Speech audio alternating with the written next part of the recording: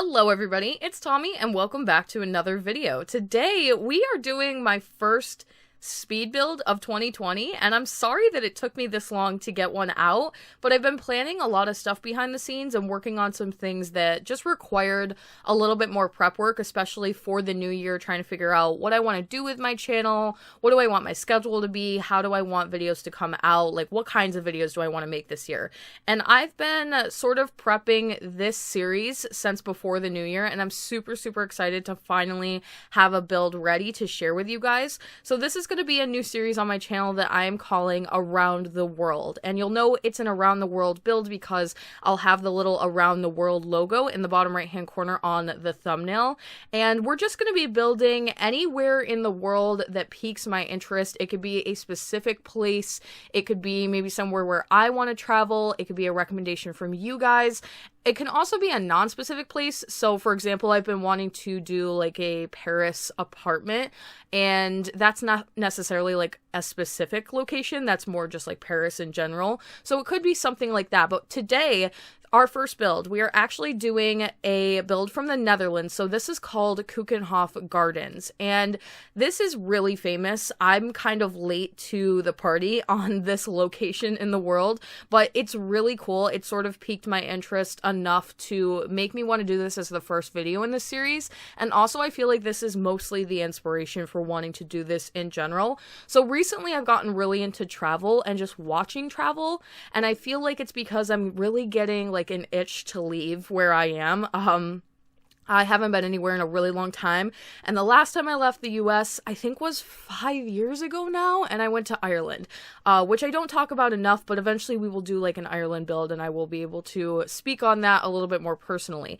However, I have never been to the Netherlands, and I've been watching a lot of videos of like locations where people want to go, like their bucket list places, and one of the ones that I saw kind of routinely was Keukenhof Gardens. So I did a little bit of research, and it's beautiful. It quickly made my list of places that I would love to go before I die, but it's a very tricky place to try and go to, and I'll explain why in a moment. But yeah, so we are building a piece of the garden because it is actually 79 acres large, so there is a lot there. There's sort of these like foresty areas with lots of winding paths and flowers and twists and turns that you can take. Then they have this terrain or this edging of Dutch style windmills along like a river, and lots of huge colorful tulip fields. And that's sort of what inspired me to do today's build. That's where a lot of people go and like take photos and everything, and I've been seeing a lot of footage from there. So I really wanted to recreate at least a section of these gardens, and doing like the windmill with the river and the long fields of tulips seemed like a perfect location to bring to The Sims also, because you can do this as like a regular park. I have put it on the gallery as a park. You can also use it as a wedding location, get some really cool photos. But let's actually talk about Keukenhof Gardens a little bit. I'm not promising that all of these videos are going to be super informational, but when I was doing research for this build, I really got into some of the history and the facts behind this location, so I wanted to share some of them with you guys. I probably will throw out some facts for most of these videos, but for this one, I've got quite a few things to talk about. So, the garden is mostly known for tulips. However, they do plant other flowers there. They have daffodils, lilies, roses, carnations, irises, and others. It was first opened in 1950. Every single year, they plant 7 million flower bulbs. That's crazy. And they start planting in October, and then they're usually done by early December. And they're actually only open for 8 weeks, from mid-March to mid-May, which is why it gets a little bit tricky if you're trying to visit here, because tulip season is really hit or miss. It varies every single year, and basically there's no way to tell if the tulips are going to be in full bloom by the time you want to go. You just have to go sometime in that 8-week period that the garden is open and kind of hope for the best. So from a lot of like travel vlog footage that I've seen, it seems like most people get pretty lucky to find something there And the garden has so many different places that you can go into that you will find something once you get there that is like in bloom or enjoyable. However, when I'm talking about like the actual tulip fields that are right in front of the windmills, that have sort of become one of the more infamous things about the garden, it is a little bit tricky to time that and to try and go. People from the US, which they see about 10% US people there annually, that's gonna be a little bit harder, obviously, because if you plan a trip, you have to be very specific about planning that, and you have to get kind of lucky. So I would love to attempt to go here at one point in my life, and hopefully just get lucky enough to be able to experience the large, expansive tulip fields in full bloom. To talk about the tulips for a second, they actually do something kind of interesting with them to guarantee some kind of a bloom. So they plant 3 tulip bulbs on top of one another, and that's so that the one on the very bottom will bloom first, and that'll bloom for about 3 weeks, and then it sort of works its way up, guaranteeing that there will always be some kind of flower in bloom within that 8-week period. There's also a castle on the property, which I did think about building, but again, this was something that felt more like a good representation of the garden versus the castle. I could do that in a separate build for something entirely different, and it wouldn't necessarily like reflect the garden. So it's actually a large manor home, but it's known as Castle Keukenhof, and it's designed in an English style. 20,000 people visited the garden in the first year, so it was an instant success, but they actually see about 20,000 people a day now, especially because they're only open for 8 weeks in the year, so obviously a very short window of time for you to try and go there. And I think that's all that I have to talk about, but upon like doing research for this video, I also was reading a little bit about like Dutch architecture, obviously trying to replicate the windmill as closely as I can, and the Dutch are known for a specific style of windmill, which I've tried to recreate here, and I'm not sure how well I did with it, but I definitely gave it my all. Trust me, this has been in the process for quite a few days here, and I do wish that my game didn't crash, because I think that original windmill that I had was a little bit more closely designed, but it's okay. Sometimes you just got to be happy with some of the things that you create. And it ended up working out that originally the windmill was facing like one direction on the lot, and there would have been no way to change it, but because I had to redo the windmill, it sort of shifted itself slightly left, and now it's on a diagonal. And that actually resembled the reference photo that I was using a lot better, so it all works out in the end. But I was looking up a lot of reference for this, both because I was a little bit confused about how the garden worked, because if you Google the gardens, you will get one of two things. You'll either get some of the more foresty photos where people are walking around on like the winding paths and it looks like they're deep in the forest. You get pictures of the actual manor castle, and then every once in a while you get pictures of the actual windmills, but then a lot of the travel footage that I saw was the windmills and not the other stuff. So me not having ever gone there, I started to wonder if they were two different places, but it does seem that it is one really large place with lots of different areas to go. But this was really what inspired me more than anything. Like, I feel like I could do like a forest with lots of interesting flowers and stuff for a different build. This was like the epitome of what this build was to me. So for the actual windmill, it is supposed to be in a Dutch style. And again, Googling like Dutch architecture, it was also really difficult because I would Google it and I was getting all of these photos of like modern architecture, and I was super confused why that was the case, because I was like, surely they have a style of architecture. Like, why am I getting these crazy looking buildings that aren't necessarily like helpful for this speed build? And I ended up reading that it was because the Dutch were one of the pioneers for the wave of modern architecture. So they have a lot of really cool buildings and like crazy buildings, and probably some of the stuff that you see when you Google modern architecture, it probably is coming from reference from the Netherlands, which I found to be so interesting, because I didn't necessarily like, I wouldn't put those two together, but I found that to be really cool, and it definitely inspired me to potentially do like a modern Netherlands inspired build later on at some point if I want to do like a different location. Obviously probably pick something a little bit more specific for that build. But yeah, for this one, I was trying to find this old-fashioned-y kind of English style look, particularly the interior of the windmill. I wanted to see what was in them. What do they put in them? Like on the gardens, are they themed? Is there something you can do on the inside? And I wasn't able to find too much information except for one vlog that somebody had done where they went inside one of them.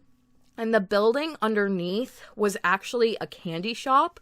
So I was like, you know what? This is going to be like a garden in The Sims. You're going to use it for just generally like to go to as an experience, a pretty location to have in your game.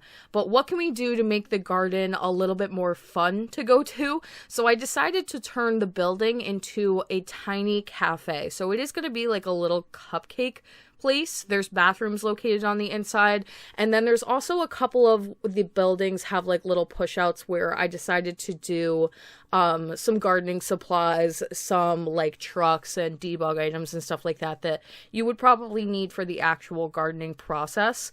The other thing that I have to talk about, because I know somebody has probably already commented down below and let me know this, but the flower that I'm using in replace of the tulips, because we do not have tulips in The Sims, which doing like the planning process of this build and prepping everything and trying to figure out like, okay, what am I going to use for reference, doing all of that work, it never once occurred to me that we wouldn't have tulips in The Sims. It just seems kind of like something we should have. So I never once questioned that we wouldn't have it. And then I loaded up the game and I kind of was like looking through the flowers and I was like, wow, none of these look like tulips. This is a little bit weird. Search tulip in the search bar, nothing comes up. Go through the debug, try and find something, nothing comes up. And then I remembered that the reason I thought we had tulips in the game is because we do, just not as a plant you can put outside. We only have them in vases that you can put in the house. So then I was kind of playing with the idea of like putting all of the vases underground and seeing if I could raise it up enough to get the tulips to stick out, but it was just going to be like an impossible build that was not worth what I was trying to do. So I decided to make the creative decision to replace the tulip rather than just scrapping the build and not being able to do the windmill and not being able to do what I wanted. It was just a better idea to replace the tulip with a different plant. So I don't know technically what flower that's supposed to be, but it was the one from Romantic Garden Stuff that came in the largest variety of colors. Similar colors, I would say, to tulips for the most part. There wasn't really like a bright yellow one that I would have loved to have had for this build, because that is sort of like a staple tulip color. But I sized those up a little bit and then sort of rotated them in like a pattern. Obviously, they're bulked all together by color, so you've got like your reds, your purples, and your blues, and then they do have pathways where you can walk down each section of tulips in between. So there's little cutouts and trails where the Sims can walk down. This would be so perfect for photos and for weddings, I feel like. If you wanted to clear out this little patio area that I'm setting up for your Sims to kind of sit in the garden, that would make a beautiful place to do a wedding. I didn't obviously want to do that because it is supposed to represent the actual build and not necessarily like Sims related. So it's more of a garden. To my knowledge, they don't do weddings there, although that would obviously be a really, really cool thing to be able to get married there when all of the flowers are in full bloom and everything. And I did read a little bit. This is kind of a darker topic within this video, but I was reading a little bit about people going here, like YouTubers and Instagram models and stuff, and ruining the tulip fields by laying in them for photos. And obviously, now that you guys know how tricky it is to grow tulips and the fact that they have to plant literally 7 million flowers in order to make it look like what it's supposed to look like, and so much work goes into it, it did make me a little bit sad to know that people are going and ruining it. So obviously, I don't think too many of you, well, I don't know, maybe, but if you've ever been there, obviously, when it comes to flowers in general, you know, don't lay in other people's flowers. That's probably something you would think you don't have to say, but apparently people have to say it because there was quite a few articles about it, and it made me really, really sad to know that there are people like that in the world. Moving on from that topic, The interior was really where it came into place, where I was trying to figure out like what kind of style do I want to do in here. And then I thought for the bathrooms, I could probably get away with a more modern bathroom just because I was reading so much about the modern style that they are known for. So I felt like if you were going to have a bathroom inside of the windmill, they might update it so that it feels like a more modern luxury experience. So we did that and then stuck with maybe a more traditional interior. I will say that I don't know too much about what that necessarily entails. The only reference that I had was the one video of the girl going into the windmill, and it was like dark wood everywhere, kind of so dark that I couldn't really see. There were a lot of poles inside, and I was reading a little bit about like interior poles and stuff like that for Dutch traditional architecture, and then not too much else, like maybe some beams across the ceiling, stuff like that.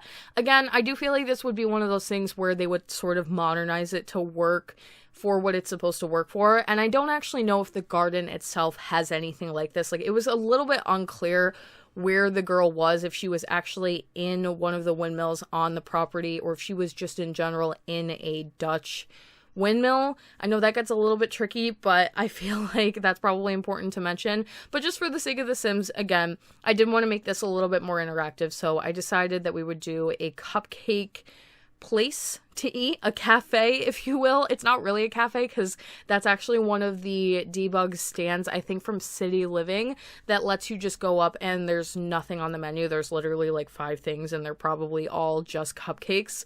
And then a couple of places interiorly to sit. I did want to bring some color in here, so we're going to drag in some like pops of pink and blues and yellows and like those bright tulip colors. I was having this really weird glitch, and this is probably something that's been going on for a while, but like I said, I haven't done a build in a while now because I pre-recorded for most of my videos in December. So this was, it's been quite a few weeks, let's say. And I think we got an update somewhere in between there, but I had this weird glitch. Normally, if you do a dining table and then a dining chair, the dining chair will clip to the dining table and you'll be able to rotate the whole thing as like a set together. But for some reason, my chairs weren't clipping onto my dining table, and I don't know if the whole system is broken or if it's just that dining table. That one is actually from Discovery University, I believe. I'm not really sure what's going on there. If any of you are having that issue, please comment down below and let me know, because I don't think I've seen anybody complaining about this. So now I'm wondering if maybe just the table is broken or if I have to do something to fix my game. I'm kind of unsure.